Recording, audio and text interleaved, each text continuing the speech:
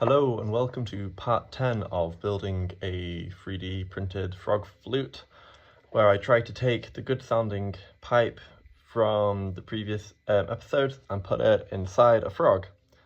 As you can see here, there's quite a few iterations due to some problems that came up, so I'll talk through that and where we go from here. So after the last episode, I was pretty optimistic after the good sounding in the tubing here.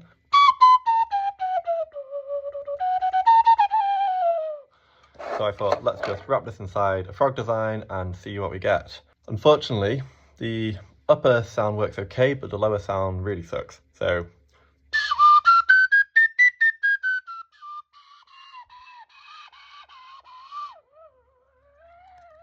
first thing I thought is that, okay, maybe this again is due to the too high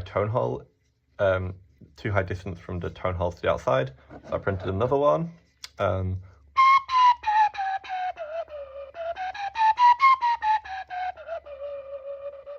Which was better, and even though the tone holes are very close to the end, it's still sounding weak. Yeah, I was a bit frustrated here, and I was really hoping to have a really fully finished first prototype in this episode. But anyway, that's how building these silly instruments goes. So to try and debug this issue further, I made two new models. One with the top pipe bit and all the finger holes much more exposed, which hopefully is similar to the one that had no frog around it. I also, just to really try to rule out other possibilities, I made a frog which has no finger holes at all, but still the pipe all the way through.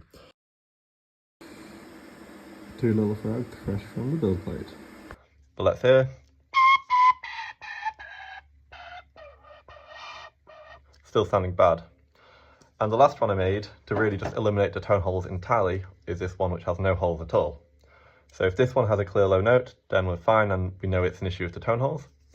But as you'll hear,